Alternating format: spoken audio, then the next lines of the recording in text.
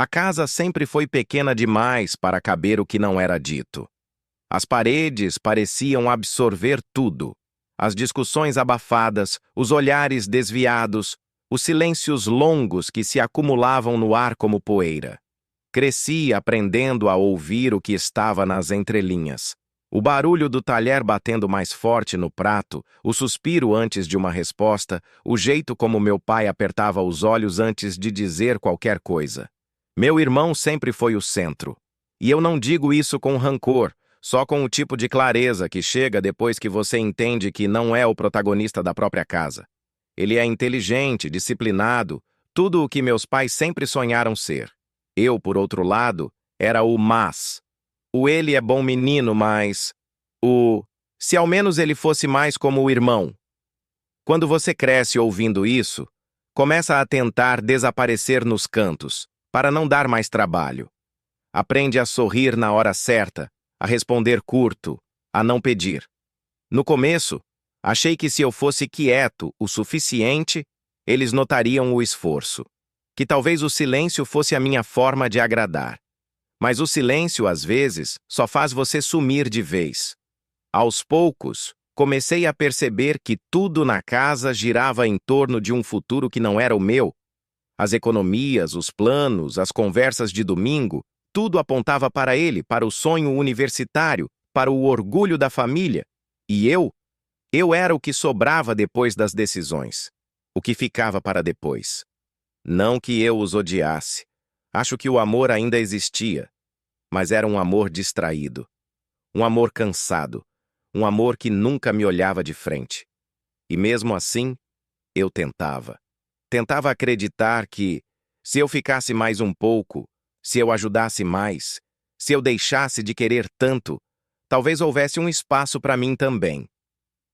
Foi numa noite comum que percebi que algo dentro de mim tinha mudado.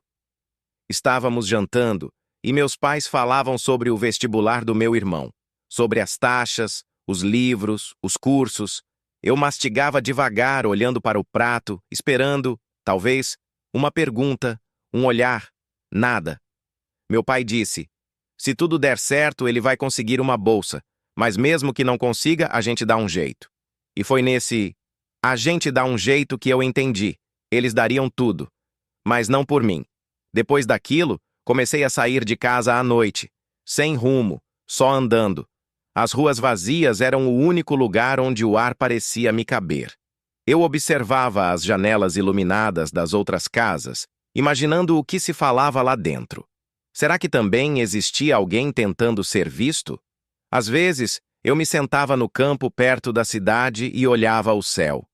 Pensava no quanto a gente é pequeno e no quanto dói perceber isso dentro da própria família. Comecei a escrever em um caderno velho. Não poemas nem desabafos, só pedaços de pensamento. Coisas que eu não dizia em voz alta. Não quero ser melhor que ele, só quero existir também. Essa foi a primeira frase. Com o tempo, esse caderno virou meu lugar seguro. Era o único espaço onde eu podia ser honesto sem sentir culpa. Enquanto meus pais se preocupavam com boletos e notas, eu tentava descobrir quem eu era fora das expectativas deles. Mas mesmo quando tentava seguir em frente, a culpa voltava. Como se eu não tivesse o direito de querer algo só meu. Afinal, quem sou eu para exigir amor quando há contas a pagar e um filho exemplar a sustentar? Nos dias seguintes, comecei a reparar nas pequenas coisas. Como minha mãe só me chamava pelo nome quando precisava de algo. Como meu pai só me olhava de verdade quando eu errava. E como o som do riso do meu irmão preenchia a casa inteira, o tipo de riso que parece justificar o esforço de todos. Às vezes, me pegava imaginando se eles percebem o quanto eu me esforço para não atrapalhar. Para não ser um problema. Para não precisar. É estranho quando o amor dentro de casa se transforma em um campo minado. Você anda com cuidado, calcula cada palavra, cada expressão, para não acionar algo invisível. Um dia tentei conversar. Perguntei à minha mãe se ela achava que eu deveria voltar a estudar. Ela respondeu sem olhar para mim.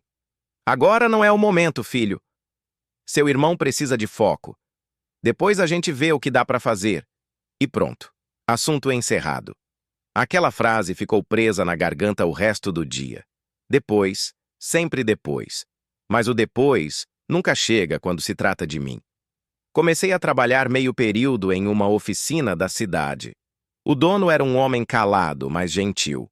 Lá, pelo menos, ninguém esperava que eu fosse alguém diferente. Eu apenas fazia o que precisava. Limpava as mãos de graxa, voltava para casa e ouvia, ao fundo, as conversas sobre provas e cursinhos. A noite antes da viagem do meu irmão parecia mais viva do que qualquer outra. A casa estava tomada por vozes, malas abertas, cheiro de café e aquela agitação que antecede um novo começo. O dele, não o meu. Fiquei observando da porta, tentando me convencer de que fazia parte daquilo, de que aquele riso e aquela euforia também me pertenciam de alguma forma. Minha mãe passava uma camisa nova que tinha comprado para ele, dizia que precisava chegar bem apresentado, como se o mundo fosse sorrir mais fácil para quem veste roupa engomada. Meu pai falava sobre ônibus, horários, gastos, dinheiro para o lanche, e eu apenas ouvia flutuando por dentro, como quem assiste à própria vida de longe. Quando minha mãe me pediu para ajudar com as malas, assenti. Subi as escadas e entrei no quarto dele. Foi ali que o silêncio caiu pesado. As paredes estavam cobertas de lembranças. Fotos, livros, bilhetes com mensagens de incentivo, pequenas provas de orgulho acumulado ao longo dos anos. Cada detalhe gritava o que eu já sabia. O amor, quando existe, tem direção, e naquela casa ele nunca apontou para mim. Fiquei um tempo ali parado, respirando devagar, tentando entender por que ainda doía. Não era inveja, era ausência. A ausência de um espaço, de um olhar que dissesse, eu vejo você. Quando terminei de ajudar, saí sem dizer nada. Lá fora, o ar estava frio e o céu pesado. O campo onde eu costumava me esconder me chamava como um refúgio. Fui até lá. Sentei na grama úmida e fiquei olhando o horizonte escuro, ouvindo o som distante da cidade adormecendo.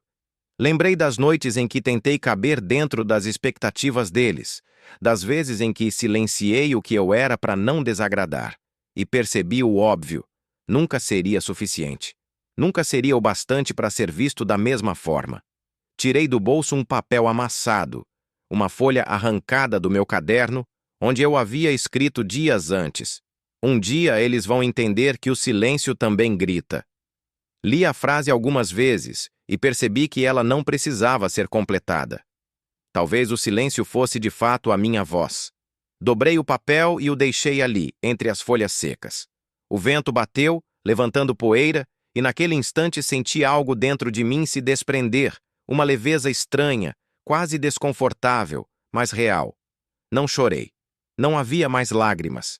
Só um vazio calmo, o tipo que chega quando a dor se acostuma a existir. Peguei o celular. Uma mensagem da minha mãe piscava na tela. Você vai estar aqui amanhã cedo para se despedir, né?